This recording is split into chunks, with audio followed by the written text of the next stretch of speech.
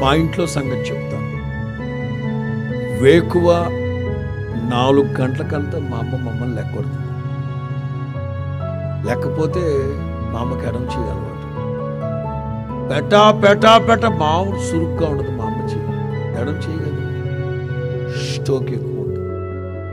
అంచేత 4కి లెగాలి. 4 గంటల నుంచి 5 గంటల వరకు స్తోత్ర ప్రార్థన. ఇక 5 గంటల నుంచి 8 గంటలకి 8:30కి బడికి వెళ్ళే లోపు ఏం చేయాలో కూడా ఇంట్లో టైం టేబుల్ రాసేసి అక్కడ టైమింగ్ ఉంటుంది. టైమింగ్ వాస్తవంగా నన్ను ఇక్కడికి ఎన్నింటికి రమ్మన్నారు సార్ మీరు?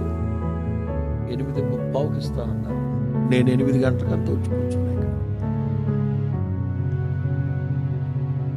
ఇంకో అరగంట ముందే వచ్చేవాడిని.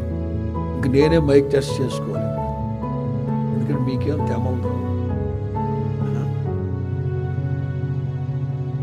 ఇప్పుడు కాదు, నాకు ఇప్పుడు 50 ఏళ్ళు దాటి, నాకు 90 సంవత్సరాల వయసు వచ్చిన మ్యాక్సిమం మొదటి ప్రార్థనకే వెళ్ళి కూర్చుంటా సభలో. అంత బిజీ అయినా సరే రూమ్లో ఉండి ఏం చేస్తాను, బాతాకాయలు వేసుకుంటా ఉంటాం.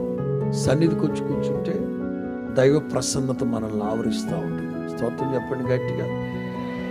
కాస్త చదువుకున్న వాళ్ళ ఇళ్లలో టైం 5 గంటలకు లెగాలి, 5:15 వరకే వాష్రూమ్లో ఉండాలి.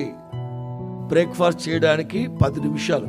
10 నిమిషాలు నువ్వు 2 ఇడ్లీలు తింటావు, 10 ఇడ్లీలు మెక్కుతావు, అని ఇష్టం. 10 నిమిషాలే బ్రేక్ఫాస్ట్కి. టైం సద్వినియోగపరుచుకోవాలి.